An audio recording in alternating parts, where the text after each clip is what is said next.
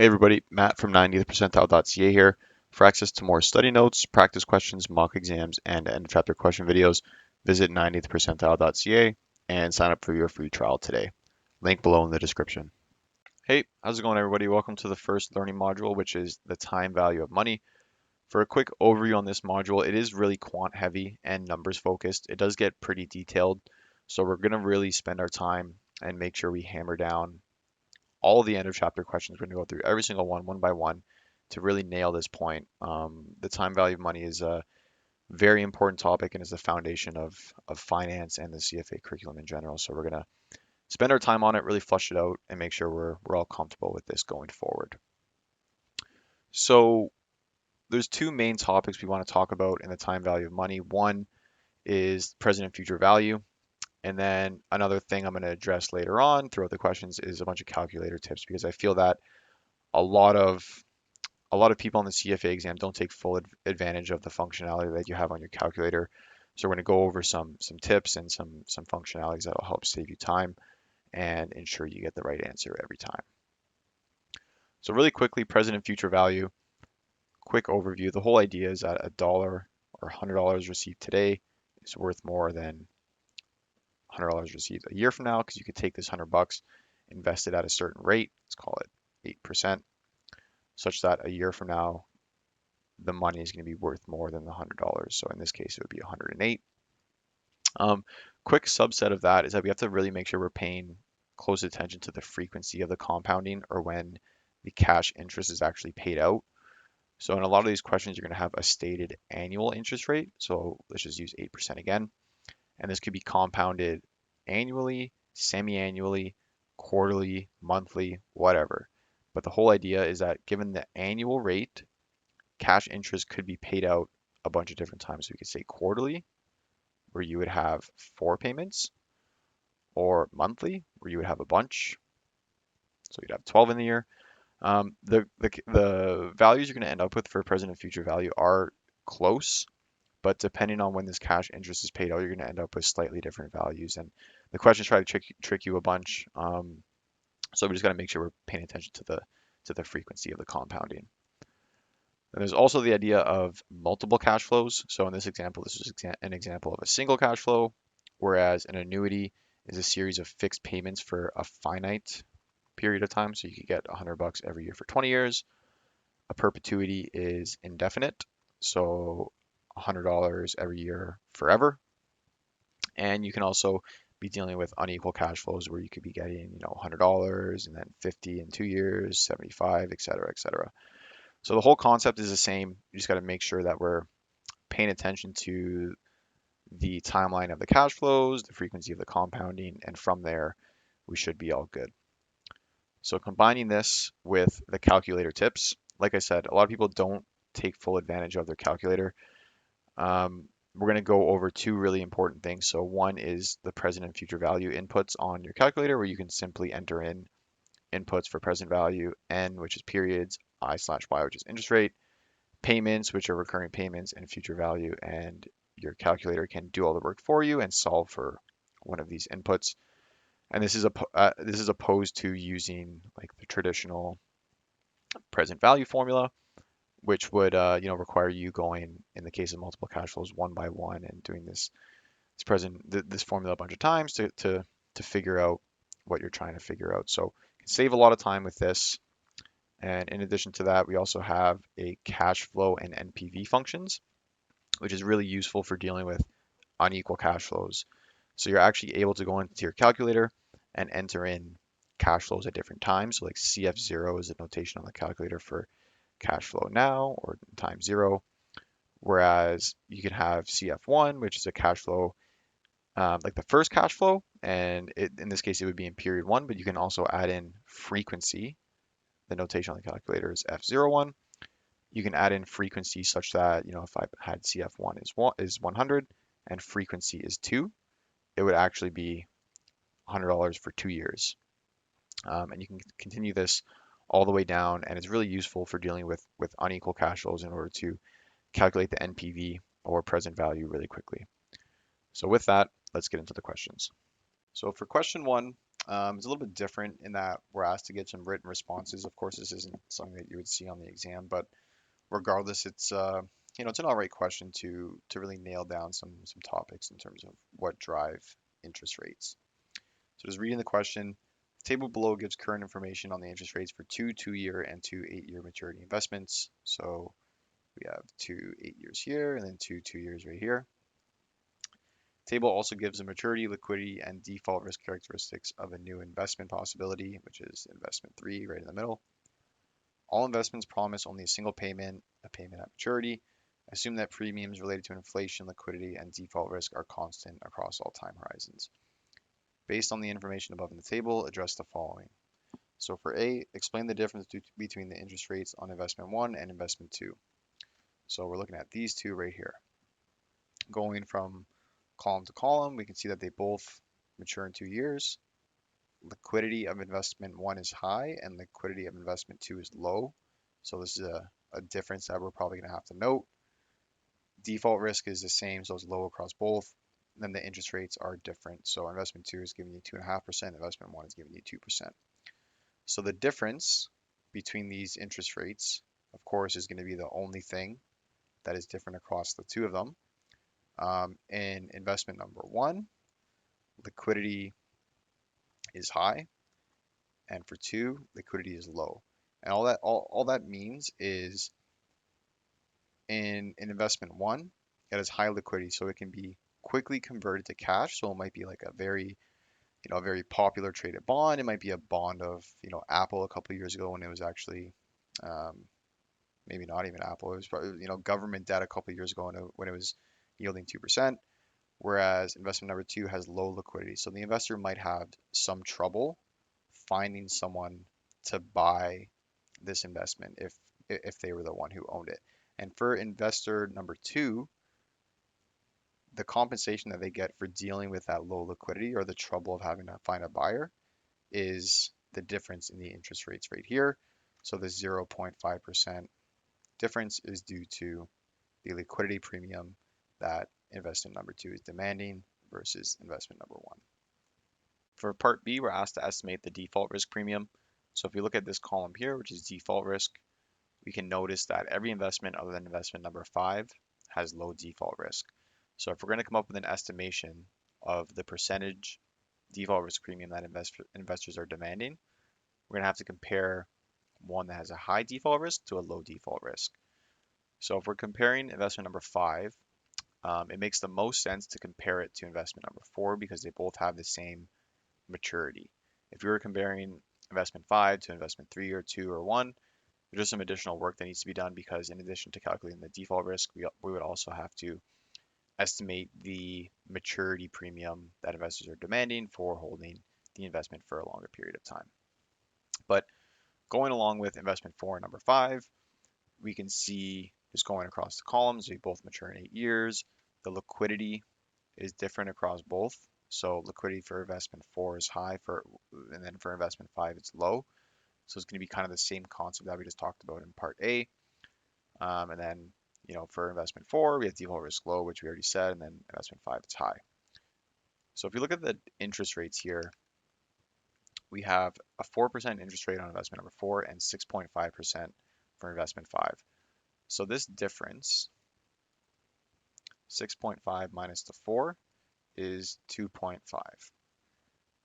And we have two different things that are different amongst these investments. So one is the liquidity and one is the default risk. So for part A, we already know that the premium, the liquidity premium that investors are demanding in the market is currently 0.5. So that means that the difference, the remaining difference between the two interest rates is 2.0. So that's going to have to be attributed to the default risk, the difference in the default risk from investment 4 and investment number 5. Part C, calculate upper and lower limits for the interest rate on investment 3. So we weren't given the interest rate on investment 3, and we need to essentially figure out by comparing it to the other investments what the lower limit and upper limit of this interest rate can be given certain characteristics. So comparing investment 3 to investment 2, we notice a couple things. So the maturity is different, liquidity is the same, default risk is the same, and the interest rate is what we're figuring out right now. So given that investment 3 matures 5 years later than investment 2, you're going to expect that R3 is at least 2.5%. Because given that it matures at a later time, investors are going to demand an additional premium for having the investment locked up for that 5 years. So R3 is going to be at least 2.5%. To calculate the upper limit, we can look at investment 3 and investment 4. Maturity, once again, is different. Liquidity is also different here. Default risk is the same. Interest rate we're figuring out right now. So from part A and part B, we already determined that the liquidity premium in the market is 0.5%, and investment 3 matures a year earlier than investment 4. So if we were to kind of compare apples to apples, we can convert this investment 4 into a low liquidity investment. And to do that, we would just add the 0.5% to the 4%, which gets us 4.5%. And then once again, investment 3 matures earlier. So this is the upper limit of the yield on investment 3. So upper limit is 4.5, lower limit is 2.5. Question 2, a couple plans to set aside $20,000 a year in a conservative portfolio projected to earn 7% a year. If they make their first savings contribution 1 year from now, how much will they have at the end of 20 years? So the first thing to do when you read this question is to recognize that this is an annuity because you have a series of cash flows, the 20,000, occurring for a finite period of time, which is 20 years. If this 20,000 went on forever, it would be a perpetuity, but it ends at some period, so this is an annuity. Really quickly, thought I would mention that there's actually 2 different types of annuities. One is an annuity due, and the second one is a ordinary annuity. But the only difference between the two being that in an annuity due, the first payment occurs now, so that's kind of how I remember it, due now, versus in a ordinary annuity, the first payment occurs 1 year from now, which is the case in this example. So if we were going to calculate the future value of this, there's 2 ways to do it. One would be to use the standard, I guess, formula for future value for an annuity. You would never actually do this on the exam because we have a perfectly good financial calculator that can do the hard work for us. But if you were to input the values into this formula,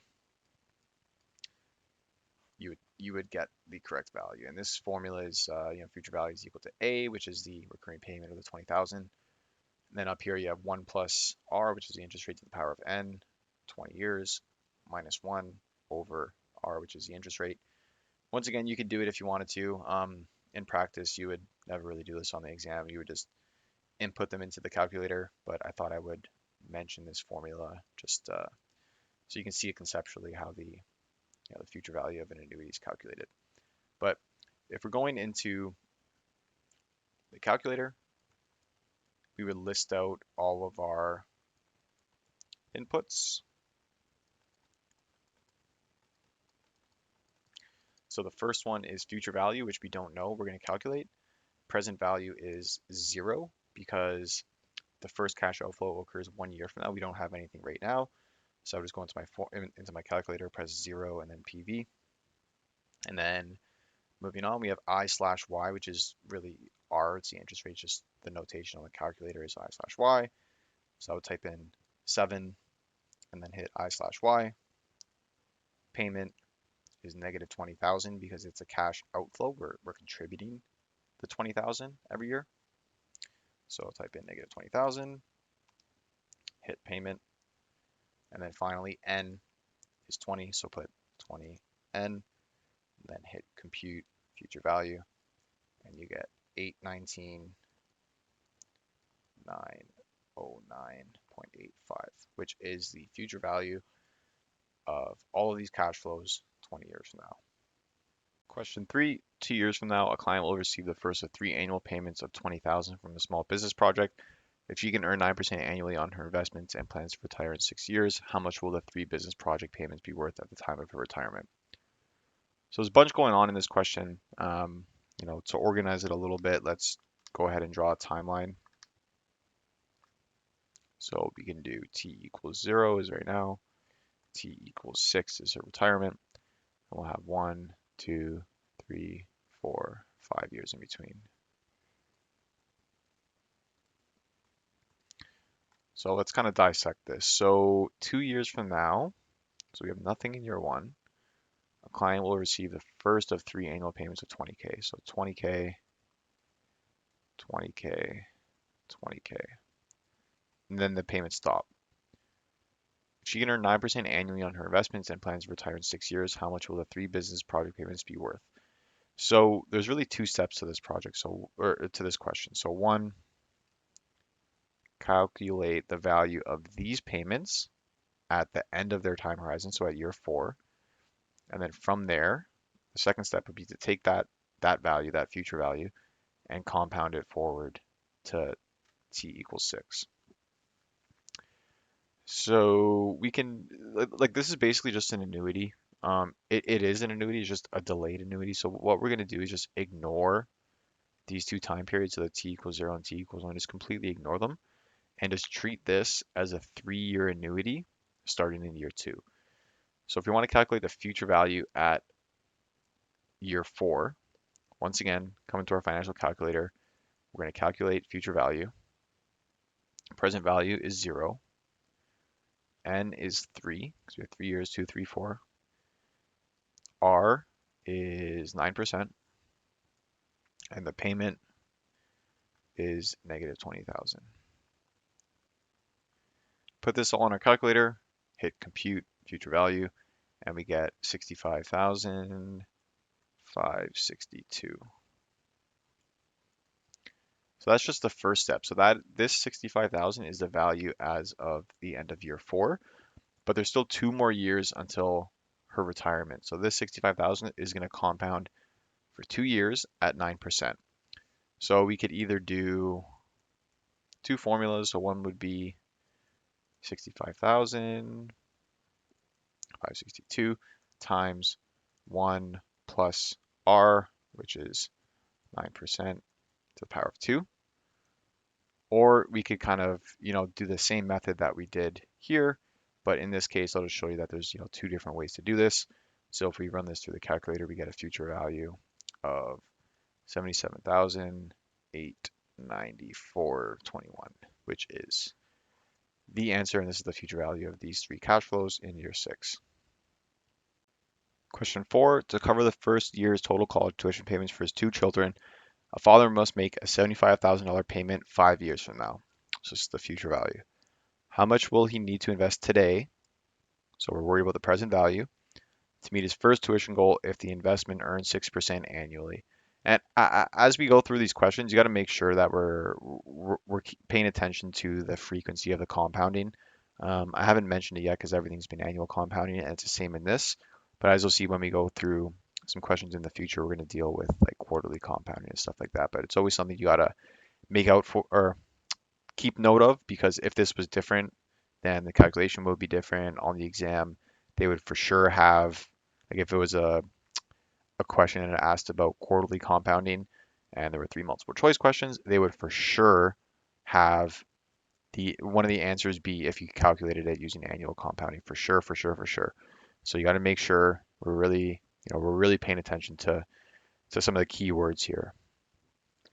Anyway, I'm going to go ahead and draw a timeline. I'm going to keep drawing timelines for the first couple of questions just to make sure we're all clear. But once we get used to it, the timelines become redundant. On the exam, you probably wouldn't draw a timeline unless it was something more complex like question 3 that we saw. But other than that, like this one's pretty simple. We can go ahead and draw it, but in a future state, once you got the hang of this, you wouldn't need to do that. Anyway, we have t equals 5 here, t equals 0 here, 1, 2, 3, 4. So 1, 2, 3, 4, and we need to make a 75K outflow in year 5, and it earns 6% annually every year. So what is the present value? A lump sum present value that if we had it today and earned 6% a year, it would equal the 75,000 that we need to pay in year 5.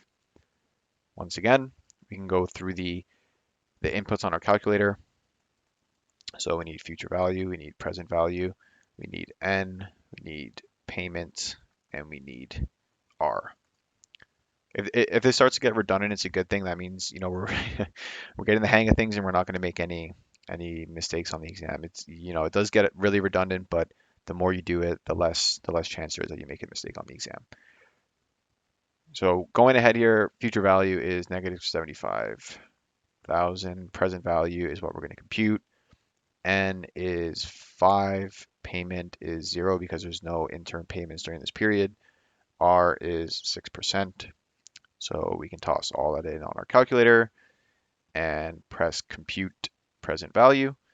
And we're going to get a value of $56,044.36, which is the answer. And this is the present value of what's needed today. If it earns 6% a year, that would equal 75K in 5 years. Client can choose between receiving 10 annual $100,000 retirement payments starting 1 year from today, so it's an ordinary annuity, or receiving a lump sum today. Knowing that he can invest at a rate of 5% annually, he has decided to take the lump sum. What lump sum today will be equivalent to the future annual payments?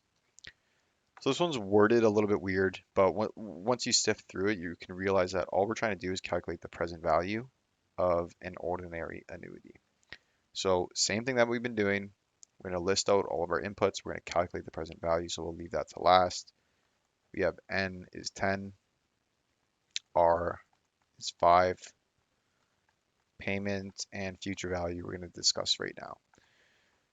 So this one, I'm being really particular with the signage of the payments and the present values. So like negative 100,000 is the case here, and future value is 0. So as a quick explanation, the way you can kind of think of it is we have a lump sum today, and we have 100K coming out of it every year until year 10.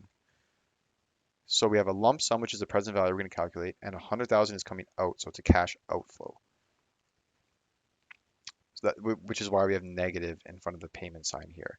And then in year 10, all of this money runs out and the future value is 0. So really the important thing here is recognizing that the future value is 0. That's kind of commonplace in a lot of these annuities. Like when you're calculating the present value, the future value is going to be 0. When you're calculating the future value, the present value is going to be 0. Once again, just being really particular with the signage here. It wouldn't really matter. I mean, we're going to run this calculation and we're going to get a value for the present value.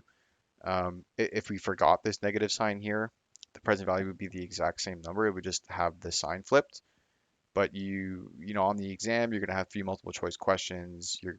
You would never have a case where 2 of the answers are the exact number just with the sign flipped. And even if that was the case, you can kind of just use common sense to realize that the present value is going to be a positive value, wouldn't be a negative value, right?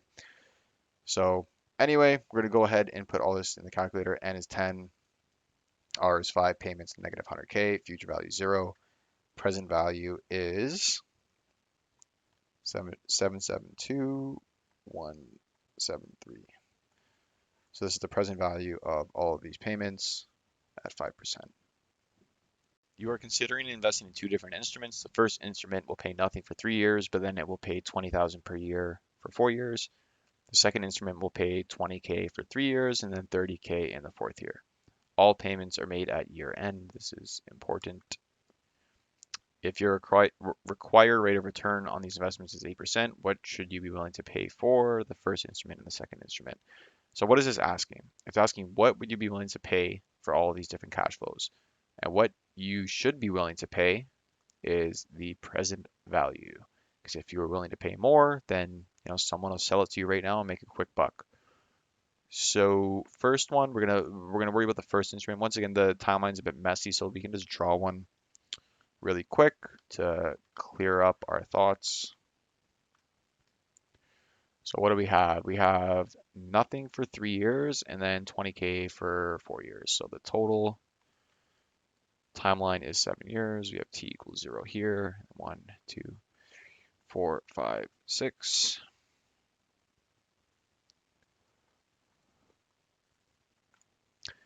And we have nothing for 3 years, so we can just ignore this, this, this. But then we're getting 20K per year for 4 years, and it starts at year end. So the first payment is actually at the end of year 3, or yeah, the end of year 3, which is really the beginning of year 4. So we have 20, 20,000, 20,000, 20,000, 20,000. And what we want to do is calculate the present value of all of these payments back to today. So to do that, it's actually a two-step process. First thing we're going to do is calculate the present value of this annuity as of t equals 3. So if we present value everything to t equals 3, it's actually a ordinary annuity because as of T3, the first payment starts 1 year from now. You could also do something a little bit different where you can calculate the present value of a annuity due as of year 4, and then once you get this whole present value, you can discount that back to t equals 0. You would get the same answer, but what we're going to do is just worry about present valuing an ordinary annuity back to year 3 because that's what we've been working on so far. We'll get to annuity dues a little bit later. So first step, we're going to calculate the present value. So once again, all of our inputs, PV is what we're going to calculate. N is 4 years of payments. R is 8, payment is negative 20,000. Future value is 0. Run all that in the calculator, hit compute present value. We're going to get 66,242.54. So this is the value of all these cash flows as of year 3. So to get that back to today, we could either, well, we're gonna have to discount it back to t equals 0. So we could do, two things. We can do either the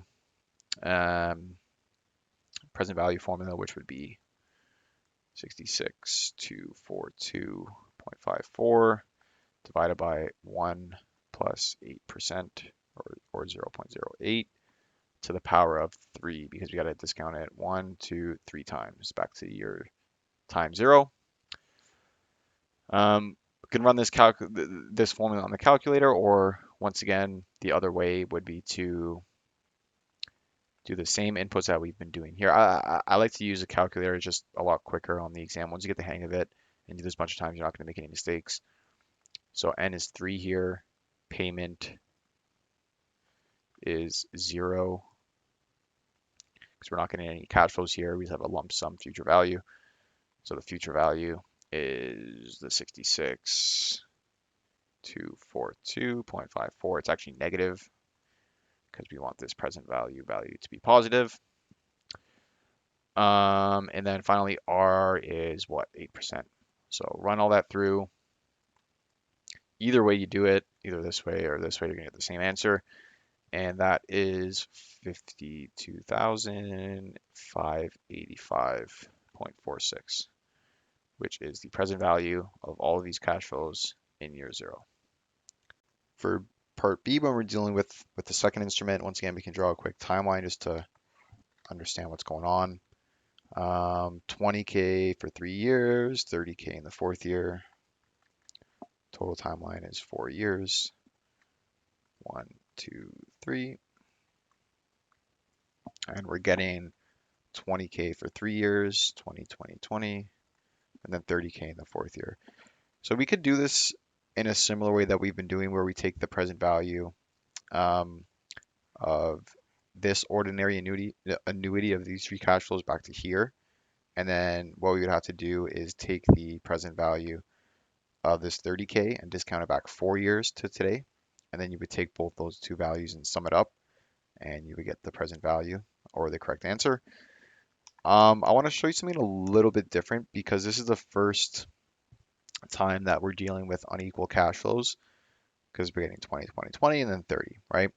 So the quickest way to do this on the calculator is actually by using the cash flow button. So I'm using the Texas Instruments BA2 Plus. I'm assuming it's pretty much the same on the HP.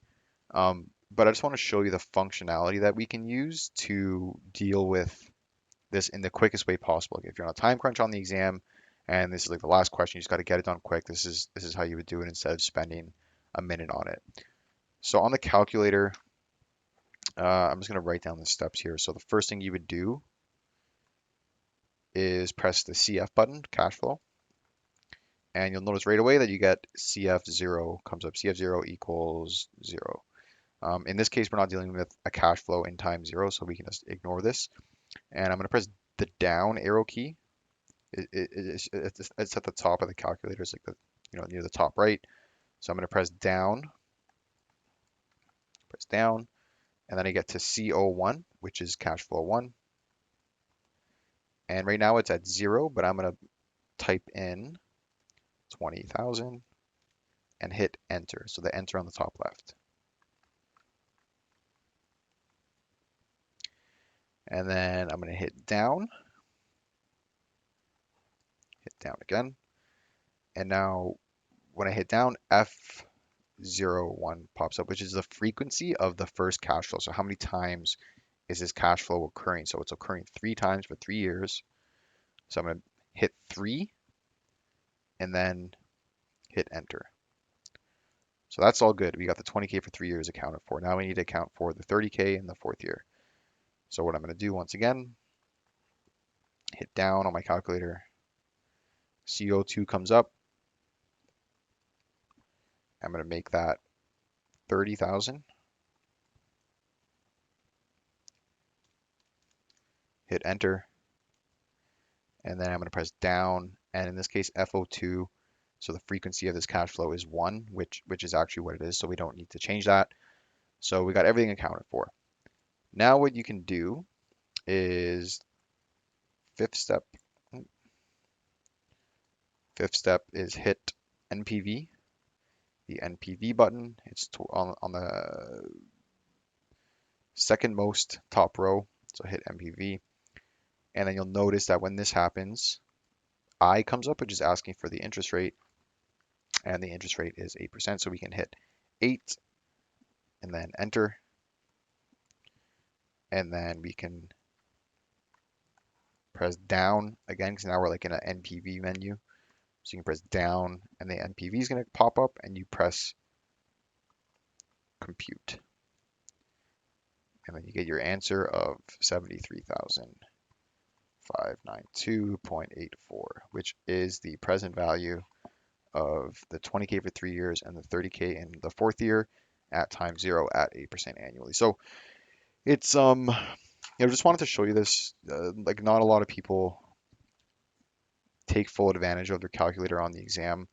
Like there's no reason to calculate an annuity and then the present value of an annuity and then present value of this 30K individually back and then sum them together. I mean, you could if you want, if you're like really paranoid about the calculator getting it wrong, but the more practice you do with the calculator, like you get it on the exam for a reason. So take advantage of it, and you can see that if you got used to this, you'd be done this question in like 15 seconds, as opposed to someone who might be struggling. With the individual PV formulas might take them like a minute and a half. If you're in a time crunch, this might this might save you a question or two.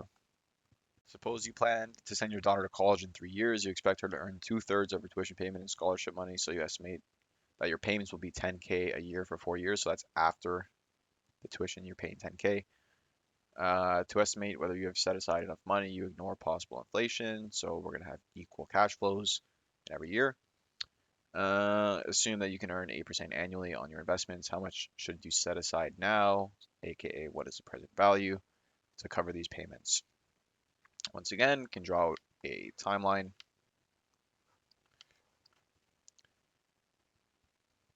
And we have t equals 0 here. She goes to college in 3 years. So 1, 2, 3. 3 is where the 10K starts. because you got to pay up front for college. And then we're going to do for 4 years, so 10, 10, 10, 10 timeline's a little bit stretched out, but that's all good. So 3, 4, 5, and then this is 6. So how are we going to calculate the present value? Once again, getting pretty familiar with this, I hope. So we need to calculate the present value of these cash flows as of year 0. And what we can do is we can treat it as a ordinary annuity as of year 2, because as of year 2, the first payment occurs a year from now, so we can present value all of this back to year 2 would be the first step. And the second step would be to take that value and discount it back to year 1. So for the first step, what we can do, once again, calculate PV.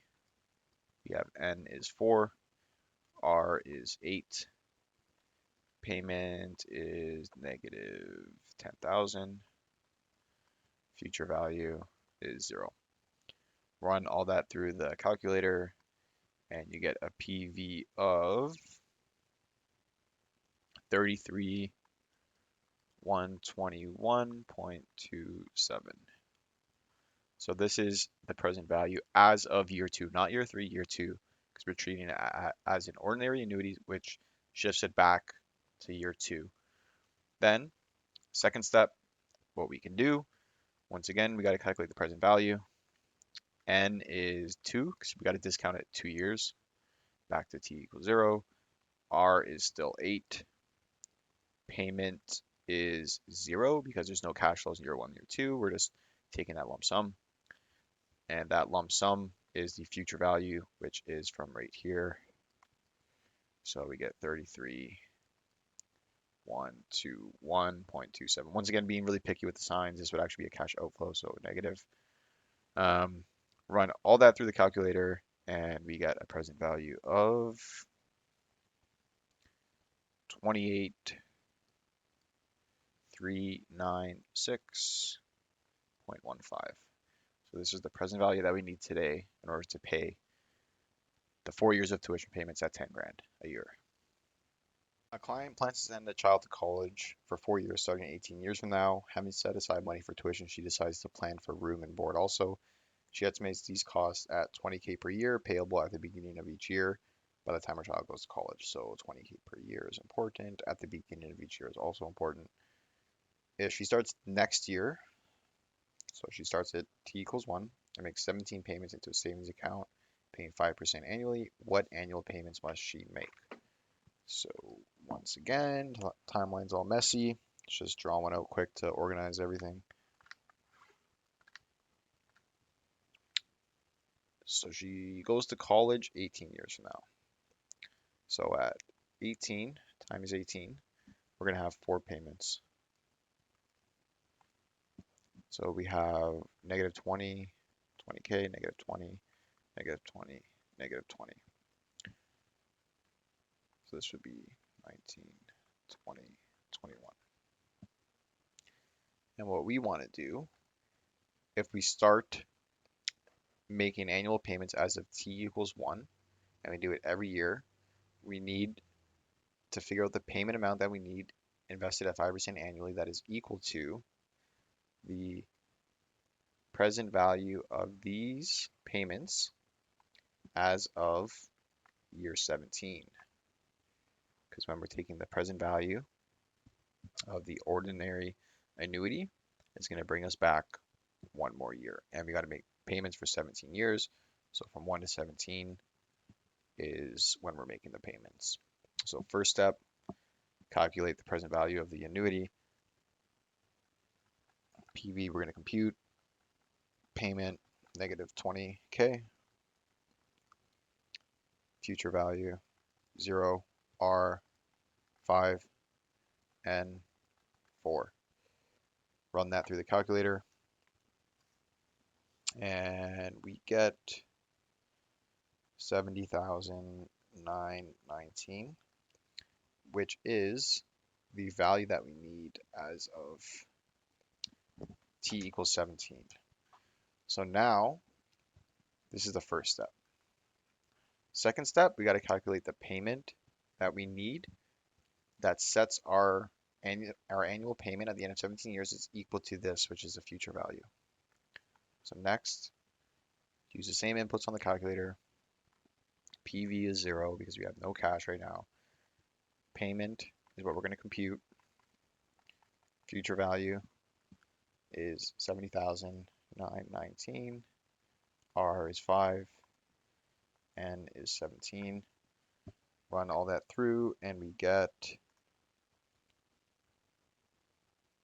negative 2,744.50. And this should be negative because it's an outflow that we got to make. So if we contribute $2,744.50 each year at 5%, in 17 years we'll have enough to pay for the boarding for this child. A couple plans to pay their child's college tuition for 4 years starting 18 years from now. The current annual cost of college is $7,000 and they expect this cost to rise at an annual rate of 5%. In their planning, they assume that they can earn 6% annually. How much must they put aside each year starting next year if they plan to make 17 equal payments? All right, once again, draw out a timeline.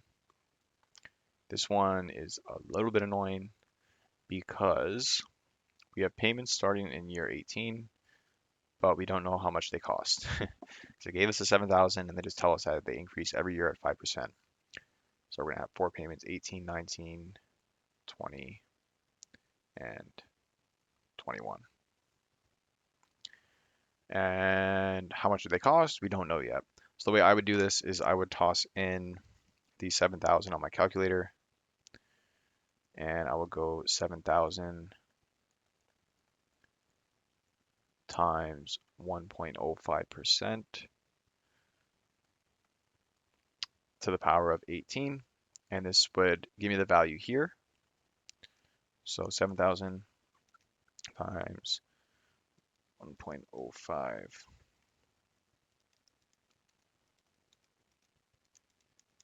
gets me 16,846. And then I would just keep that in my calculator and I would go times 1.05 again. This would give me the value in year 19, so 17,688. And then times 1.05 again. It's me 18,573. And then times 1.05 again is 19,501. So now that we have these values here, what we need to do is calculate the annual payment that we need to make starting in year 1, such that if we make 17 payments, we have enough to cover the cost of these 4 cash outflows. So what we need to do, we need to treat these 4 cash flows as a ordinary annuity, even though they're unequal cash flows, but it's the same kind of concept. And we need to present value them back to time equals 17. And then from there, so that's the first step. Second step would be calculating the payment that we need every month or every year, excuse me, to get to this present value. So what we can do, once again, so here we're dealing with unequal cash flow. So instead of present valuing each one back to t equals 17, like you could do that, like you could just discount, go like, 16,846 over our discount rate. So the 6% discount rate is what we can earn on our investments. We're not discounting it by the expected rate of inflation. That was just used to calculate what these costs are going to be. And now this 5% is useless to us. So 6% is our discount rate going forward. So you could go like this, 16,846 divided by 1.06 will get you here. And then you could do 17,688, 1.06 squared. Then you could do 18,573, 1.063 to the power of 3. And then the last one is 19,501, 1.06 to the power of 4. And if you were to sum all of these up, you would get a value of around 62,677. and this is the lump sum that is needed as of year 17. So this was the first step. So we still got to calculate how much we have to contribute every year to get to the 62,677 in year 17. So to do that, it's a little bit simpler. Same kind of concept of what we've been doing. Just enter everything in our calculator. PV is 0. Payment is what we got to calculate. Future value is a 62677. N is 17. R is 6%. So we can run all that through. So R is 6, N is 17, FV is 62,677, present value is 0, and the payment is somewhere around negative $2,221. So this is the annual payment that we would need to make to cover this in year 17. Moving on to some quicker questions now. The nominal risk-free rate is best described as a sum of the real risk-free rate and a premium for, well, what is the real risk-free rate? The real risk-free rate, if I do R, this R representing real. So the real risk-free rate is, what this measures is your total return after inflation has been accounted for. So it measures the total increase in your purchasing power. So if, like, let's say I got a 7% return in 1 year, but inflation was 4%, then I really only increased my purchasing power or my net worth 3% on an inflation adjusted basis. So the nominal rate, Rn, is Rf, which is a risk-free rate, plus a return for expected inflation, C. Which of the following risk premiums is most relevant in explaining the difference in yields between 30-year bonds issued by the US Treasury and 30-year bonds issued by a small private issuer? Is it inflation? Well, the US Treasury bonds and the bonds issued by the small private issuer, um, they're not inflation adjusted. You might have read about some other different bonds called TIPS that are issued by the US government that adjust the face value of the bond. This is typically quoted in thousands, so a bond would be issued at 1,000 face value is the typical numbering convention. So in the event, like for TIPS, if inflation goes up, your face value is going to go up to compensate you for that if inflation goes down, or if there's, sorry, not if inflation goes down, but if there's deflation, then you would get less than this. In this case, the question doesn't mention that either of these are inflation adjusted, so let's cross that one out. Maturity, I mean, they both expire in 30 years, so it's obviously not maturity. And then the answer is going to be C, liquidity, which makes sense as well because for a small private issuer, there's probably not a lot of people. There's not a big market for these bonds, whereas people are buying U.S. Treasury bonds every single day. Question 12. A bank quotes a stated annual interest rate of 4%. If that rate is equal to an effective annual rate of 4.08%, then the bank is compounding interest daily, quarterly, or semi-annually. So here we're talking about something that I touched upon briefly at the introduction of this module, which is that you can have an effect, or you can have a stated annual interest rate, but it could be compounded more frequently than annually, which is going to lead to you actually getting more than this 4% here. So to use like a really simple example, we could say this is 1 year from now, this is right now, and then we have a 6-month period, which is t equals 0.5. Say we have 100 bucks now, we're going to invest it at the 4%, but we're getting semi-annual coupons because we're getting a coupon in 6 months. So 6 months from now, we would get half of this annual interest rate, half of 4%, so $2 right here. Now the difference between the semi-annual couponing and annual couponing is that for this remaining 6 months, it's not only the $100 that's earning the 4%, it's the $102. So if I was to take this 102, get the future value 6 months from now at a 4% annual interest rate, we're going to get 104.02. So pretty immaterial. We're talking 2 cents. Um, but this is more than the quoted annual interest rate of 4%. And the reason for that is because this extra $2 is compounding for that 6 month period. Um, so just coming back to the question, I actually crossed, like I use this question in the semi-annual example here.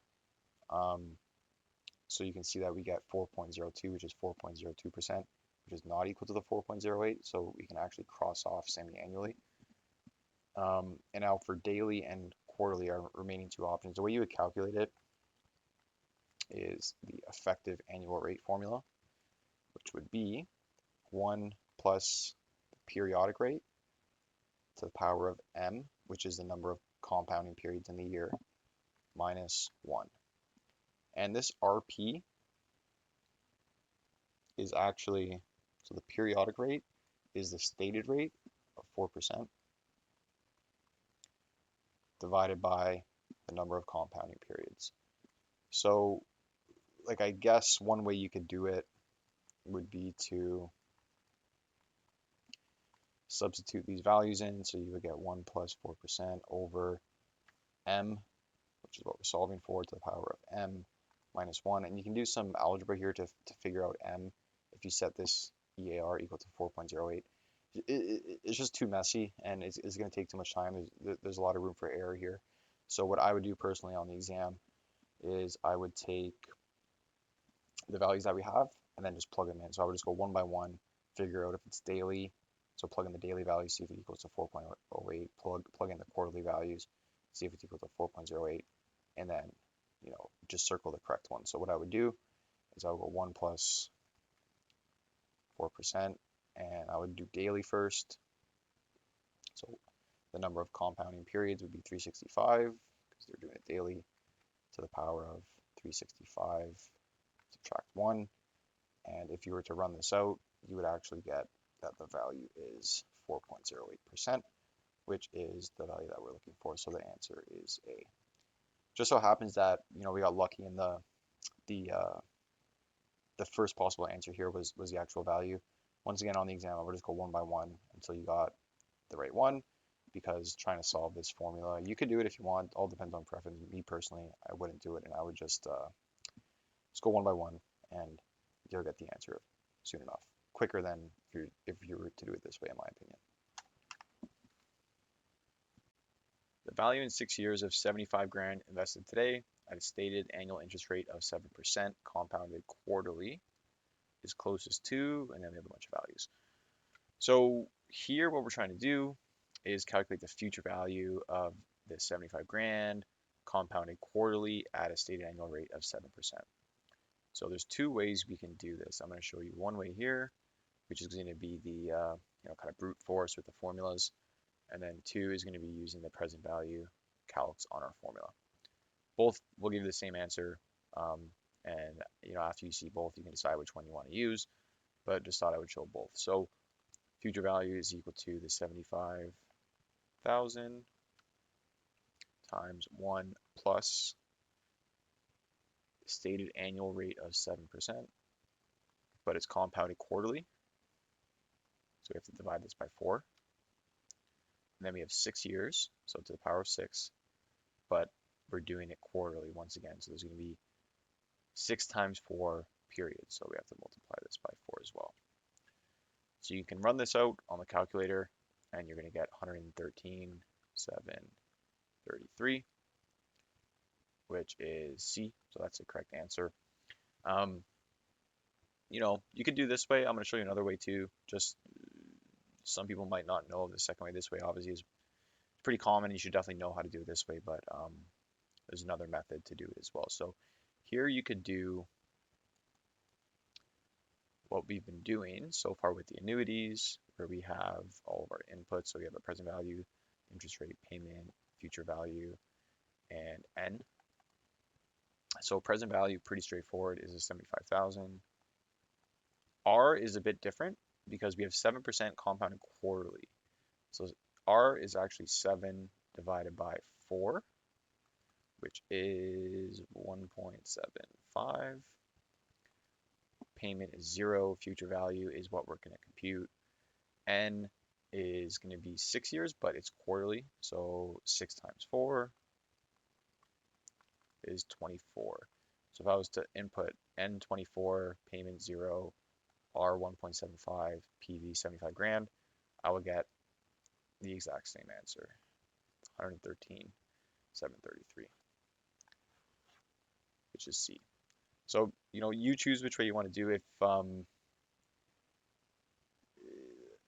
mean, they're both pretty much the same speed. Doesn't really matter. If you're really paranoid on an exam, like I am sometimes, if I'm being honest, I would probably do it this way, and then if I had a bunch of extra time, I would do it this way as well, just to make sure I had the right answer. Up to you.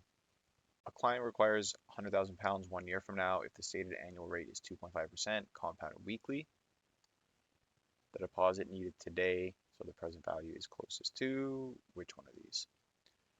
So I'm going to do this one with uh, the future value calcs on the calculator instead of doing the traditional formula, just to really hammer down the point and show you a different way of doing this. So stated annual rate is 2.5%, so R 2.5, but it's weekly, so divided by 52, and that gets you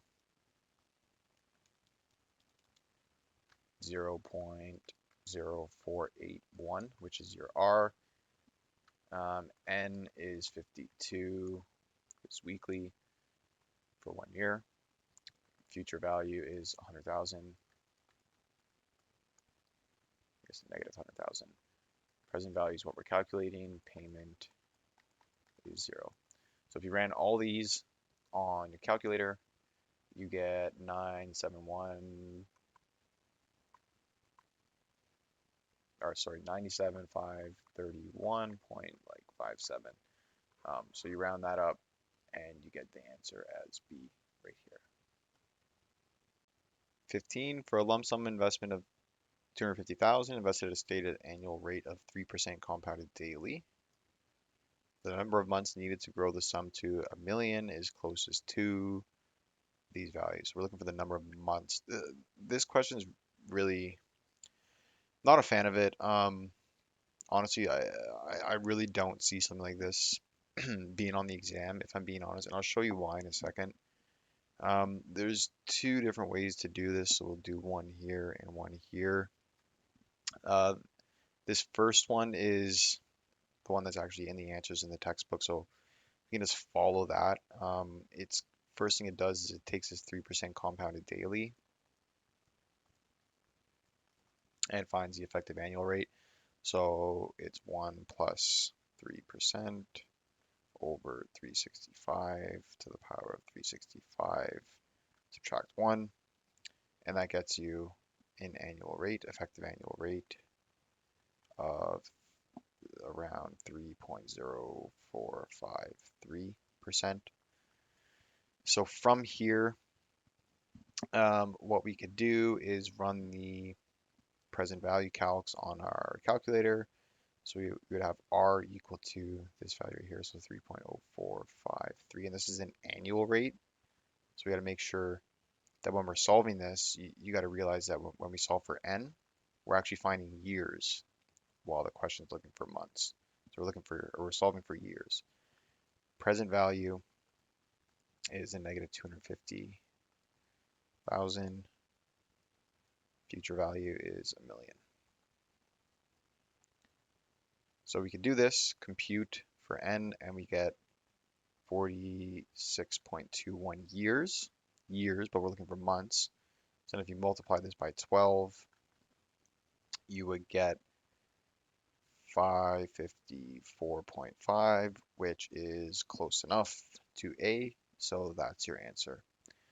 Now, the second way I want to show this, and this is the way that I thought of doing this first, and it goes back to what we've been doing the last couple of questions, where I would take R is equal to the 3% divided by 365, and I get a value of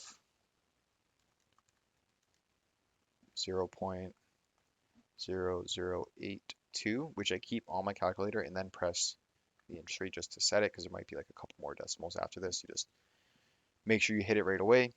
And n, we're going to solve. Present value is the same as here. Future value is the same. So negative 250. Future value is 1 million. And if I ran this, I would get, bear with me one sec.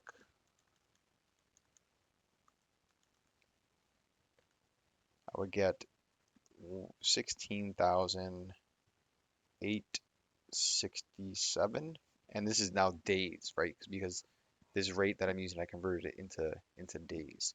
So 16,867 days, which if I then divide by 30 to calculate months, I actually get 562, which is close, 562 and a bit, which is actually closer to B.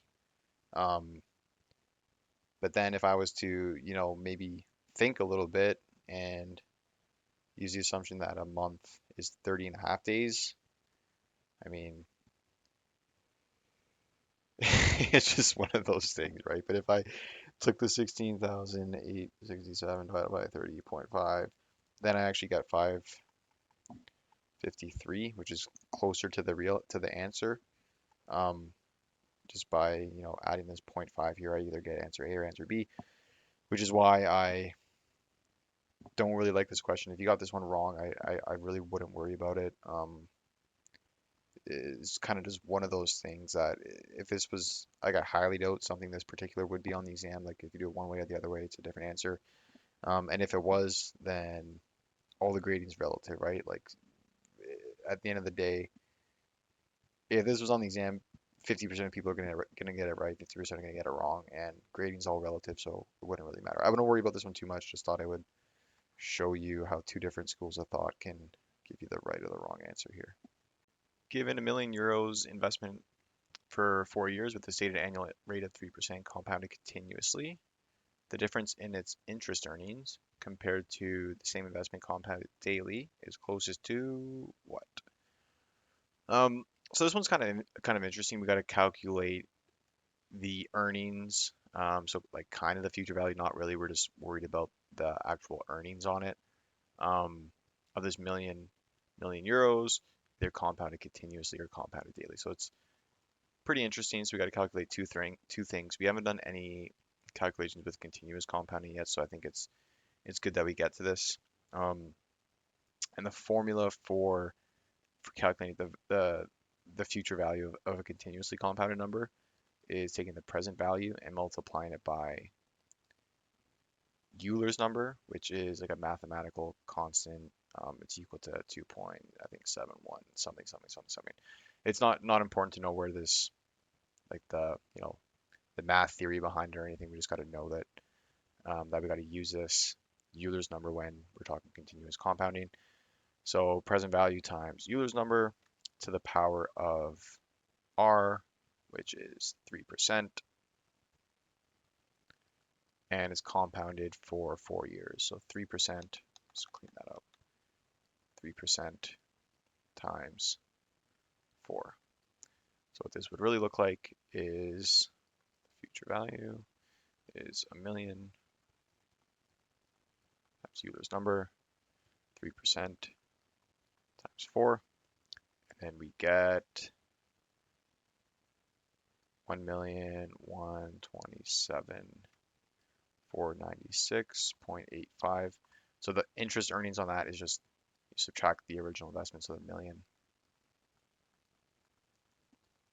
So the interest earnings is 127,496.85. And make sure you get used to doing this on your calculator. You just got to use like the second function, and I'm pretty sure you have to enter this in first. So 3% times 4, and then press second, and then do the E to the X button. So calculate this first, and then multiply it by the million. That's usually how I do it. Next, we have the same million,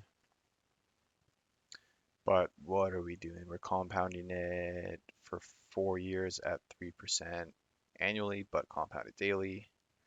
So it's a million plus 1, or times 1 plus 3% over 365 to the power of 4 years times 365 compounding periods. So you run this out, this is the future value. You run this out, and we get 1,127,491.29, and the interest earnings is just to subtract a million, so 127,491.229. Comparing these two, you can see the difference is, just looking at our answers here, it's not 4.55, it's not $1, it's closer to $6. Not exact, but close enough, and our answer is B. An investment pays $300 annually for 5 years, with the first payment occurring today. The present value of the investment discounted at a 4% annual rate is closest to which one?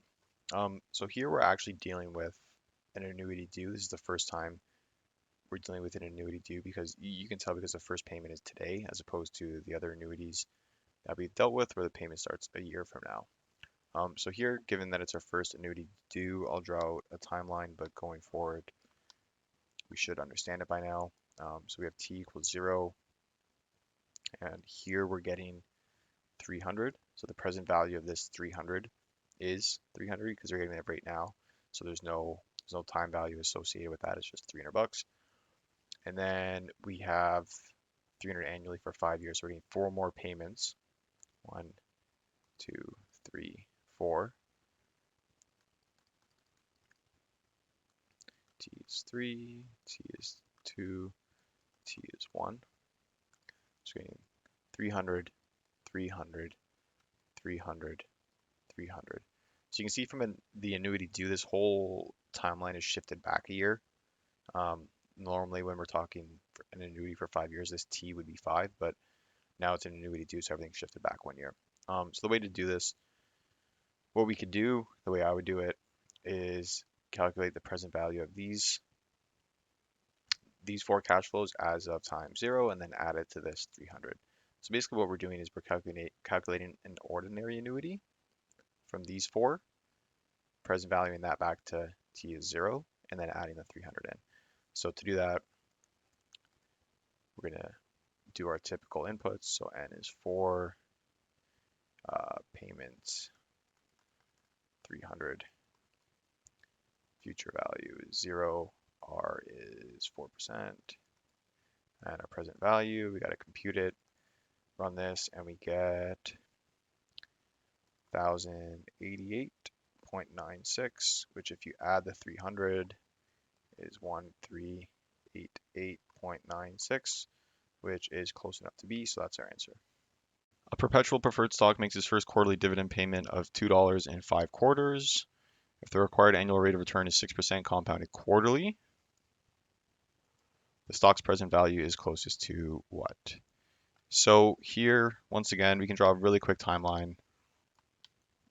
We're going to label these as quarters instead of years like we've usually been doing. So first dividend payment in 5 quarters. So 1, 2, 3, 4. This is 5, and it's a payment of $2. So the formula to present value, or to find out, the present value of preferred stock, it's actually like this. So PV is dividend over R, and R is going to be the periodic rate. So we have 6% here, but we're going to have to adjust this to be quarterly. The reason for this, I mean, once again, outside of the scope of this course, but it's the same kind of concept how we've had, the typical present value formula, 1 plus R to N. The whole idea behind the perpetual preferred stock is that this cash flow keeps going out forever. So once you get to a point where it's, future value of 1 plus R to like 2000, this value just becomes so minimal and so immaterial that it doesn't matter. So if you break this out to infinity, this actually goes to 0. And then, you run some math, which once again is outside of the scope of this course, and the equation simplifies into this right here. So we're going to use this formula, and we have a dividend of $2, and R is going to be 6%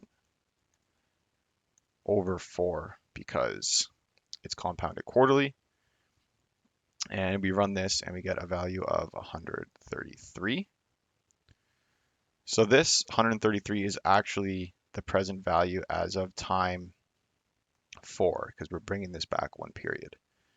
Now to bring it back to the present value of today, which is t is 0, we need to take the 133, divide it by 1 plus 0.06 over 4, which is actually 0.015, so 1.5% to the power of 4. So we run that, and we get a value of 126 in t0, which is our answer here.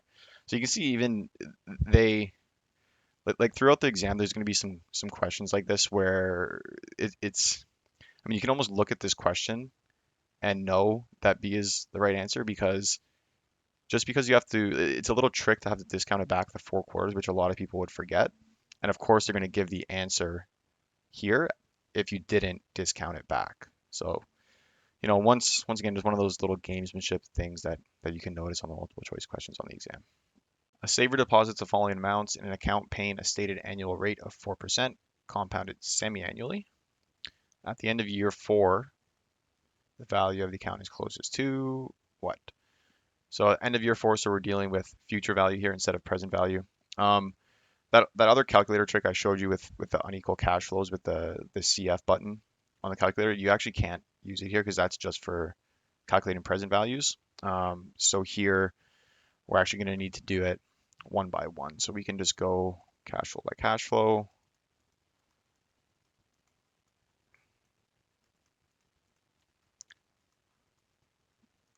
$7,000, 4 is 10,000. So to calculate the future value of all of these, we need to multiply it by 1 plus R, which is a periodic rate, which is going to be 4% compounded semi-annually, so 2%.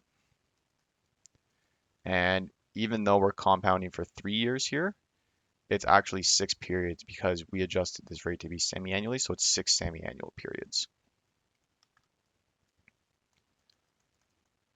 And this is going to be the same thing, just compounded with different periods. So 8,000, and we're compounding it for 4, 7,000 compounded for 2, 10,000 is paid. Yeah, it's paid at the end of the year. So this is pretty important as well because we have 10,000 paid at the end of year 4. If it was the beginning of year 4, we would have to compound it, but here it's the end of year 4, so the future value is the 10,000. So if we run all these out, we get, this is 4504 or 05. This is 8659. There's like some decimals here, but it doesn't really matter.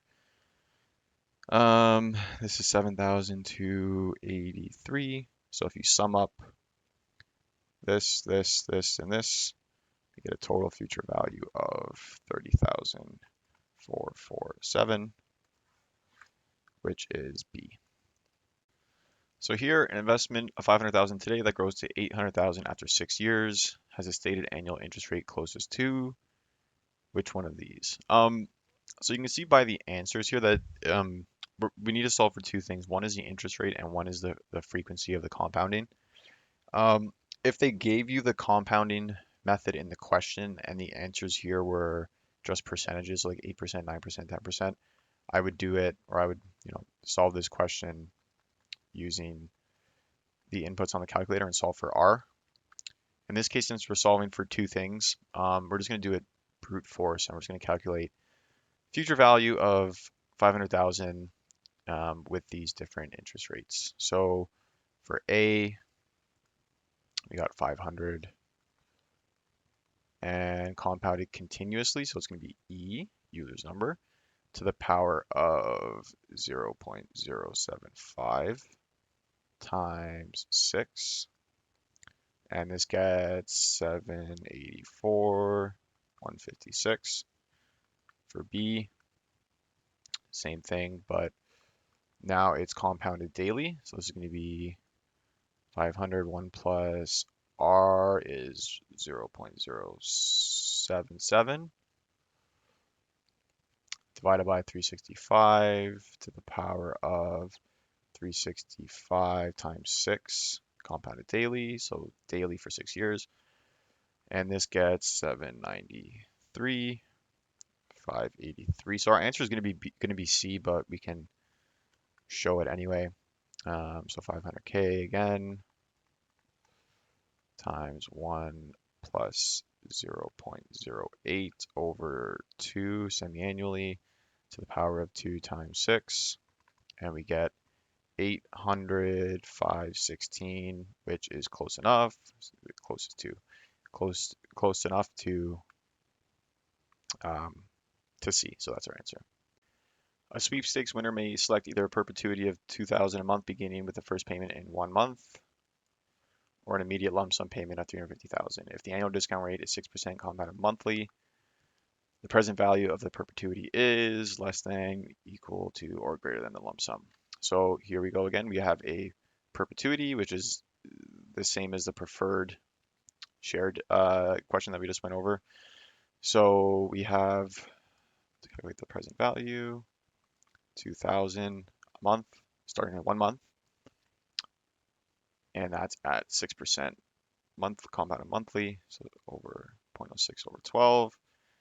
Run this out, and we get 400,000, which is greater than the 350,000 lump sum. Really quick note, once again, you have to be really careful with the when these cash flows are being paid out. So here's 1 month from now. So if you think about it with a timeline, if this is 0 and this is 1 month, the cash flows start here and go forever. So when we're running this formula, we're actually discounting it back 1 period to 0. If the first cash flow was today, it would the present value would actually be this 400,000 that we just calculated plus the 2,000. So not relevant for this question, just thought I would mention it to something to look out for. At a 5% interest rate per year compounded annually, the present value of a 10-year ordinary annuity with annual payments of 2,000 is 15,443. The present value of a 10-year annuity due with the same interest rate and payments is closest to which one? So what we're going to do here, they're giving you this information here, this present value here, to kind of throw you off. They could have just given you the information about the or the annuity due and have you calculate it. And the reason they're trying to throw you off is because, okay, so we have 15,443, and then one of the answers here is just adding 2,000 to that because it's an annuity due, so you get 2,000 now. The reason this is wrong is because if you if you chose this as the answer, you're actually getting 11 payments instead of 10. So the only difference between the annuity due and the ordinary annuity is just the timing of the cash flows.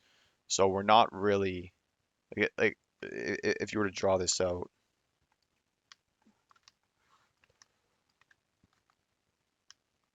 this is 10, and then this is, we can just do 1, and then this is 0, this is 9. So the ordinary annuity starts here and ends here, while the annuity due starts here and ends here. So if you were to just add the 2,000 here in circle C, you're actually, it's 11 payments starting here and ending here. So that's actually not right. We're just trying to mess with you a little bit. So let's just calculate, let's just forget about the tricks that they're giving you. Let's calculate the present value of the ordinary annuity, or the annuity due, sorry. So PV, what we're solving for, R is 5, payment is negative 2,000, future value is 0, and N is 10. Or N is 9, sorry, because for the ordinary annuity, so you can get kind of mixed up. For the annuity due, we're going to discount back this 2,000 all the way to this. So we're discounting here, and then we have a bunch in between to here. So we're going to discount this back to t equals 0, and then we're going to add this 2,000 because the present value of this 2,000 is 2,000 because we're getting it right now. So what we get when we run this is 14,216, around that. And then if we add the 2,000, we get 16,216, which is the answer, which is B. Here, grandparents are funding a newborn's future university tuition cost estimated at $50,000 a year for 4 years, with the first payment due as a lump sum in 18 years. Assuming the 6% effective annual rate, the required deposit today is closest to. So we need to find the present value of these $50,000 payments, which start 18 years from now. So a quick timeline. We have 18, year 18, 19, 20, 21.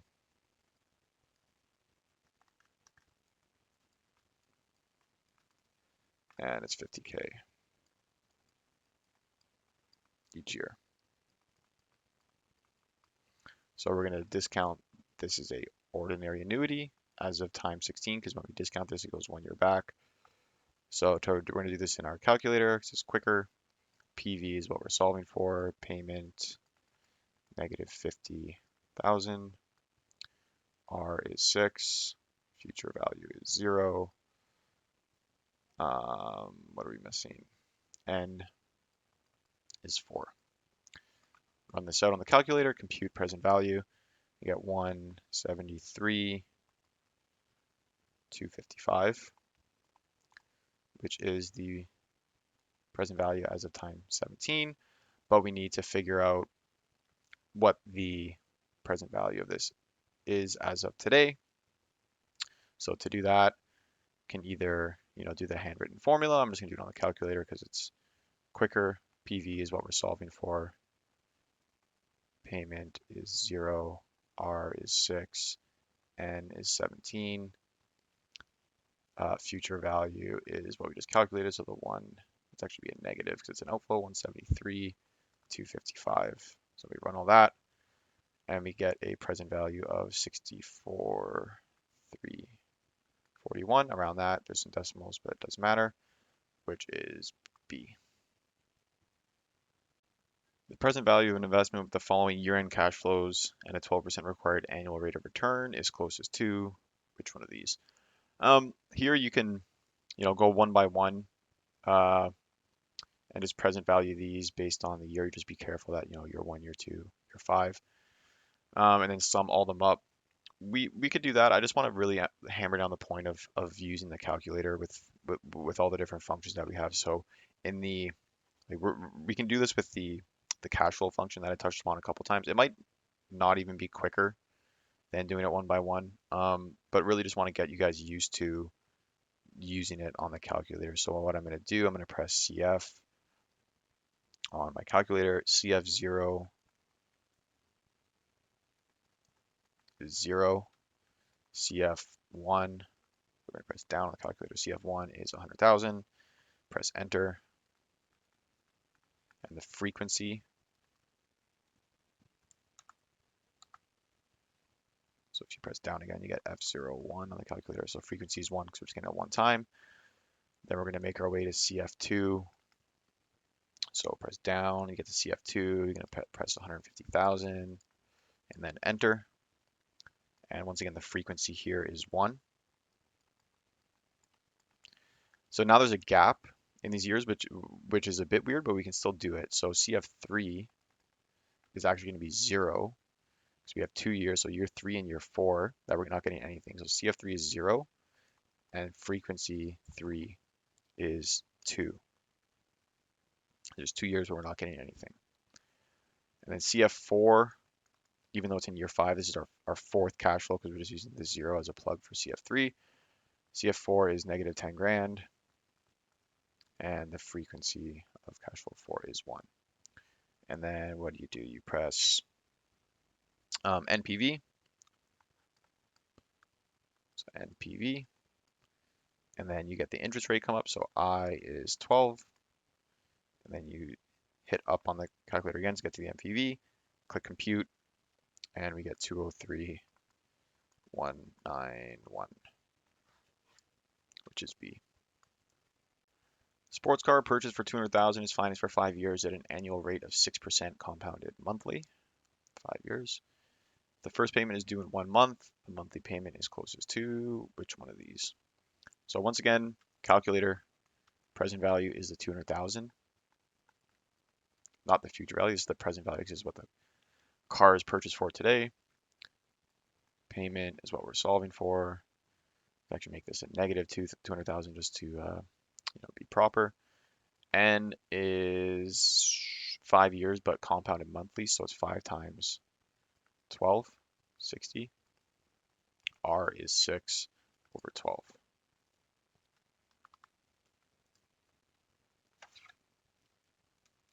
which is 0.5. And our future value is 0. Run all this, press compute, and we get 3866.56, which is B. Given a stated annual interest rate of 6% compounded quarterly, the level amount that deposited quarterly will grow to 25,000 at the end of 10 years is closest to. So the level amount that is deposited quarterly. So we're looking for we're solving for a quarterly payment. And once again, we can just use our calculator here. So R is 6 over 4.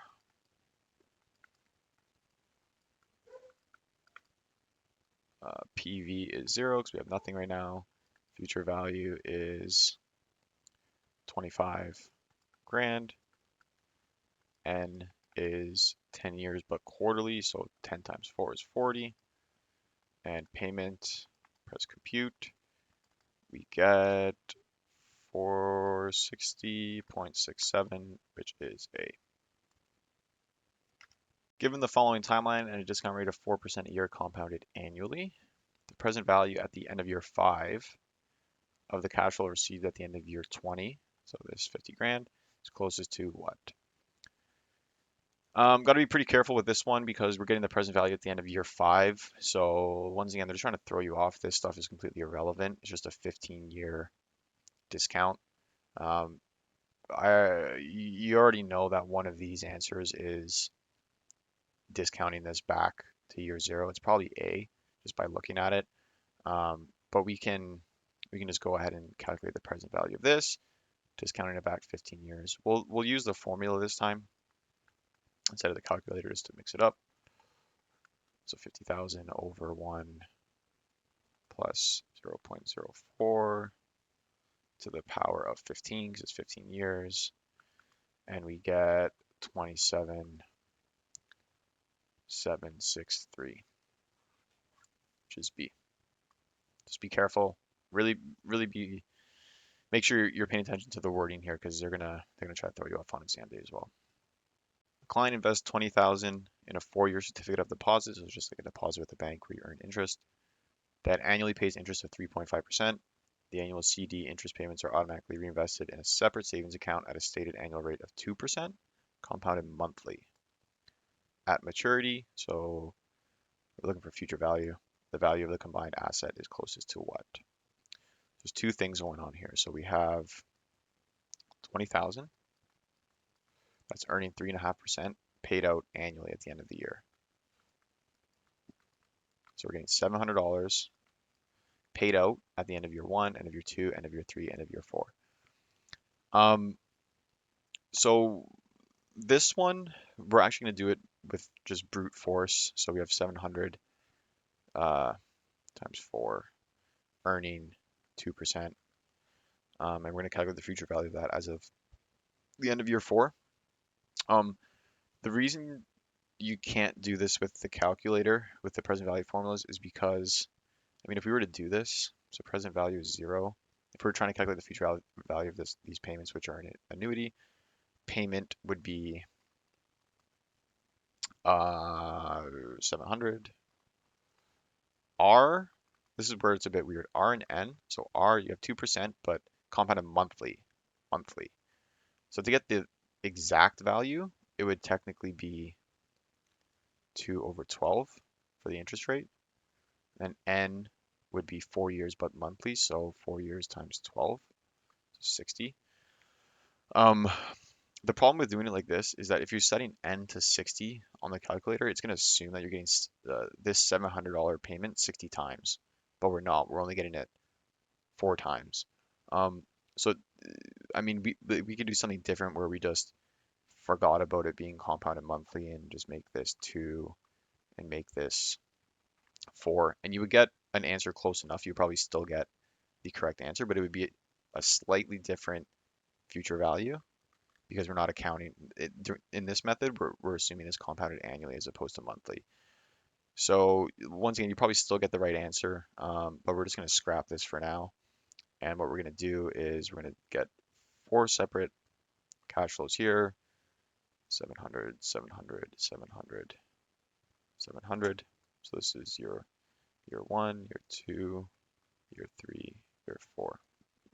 It's going to be times 1 plus the 2% over 12 because compounded monthly. And this is getting, it's get paid out at the end of year 1, so it's going to compound for 3 years times 12 months. This, same thing, 2% over 12, but just 2 years. This is 2% over 12, but just 1 year. And then this, we're getting this at the end of year 4, so this is already the present value. You run all these out, and for the year 1, the future value is 743.25, 728.54 is the next one, 714.13, and then 700. So this is the future value of the coupon payments that we received, reinvested at 2%. Then we also have to add in our 20,000 initial investment because they're asking for the value of the combined asset. Sum all this up, and it is 22,885 around there. So your answer is going to be B.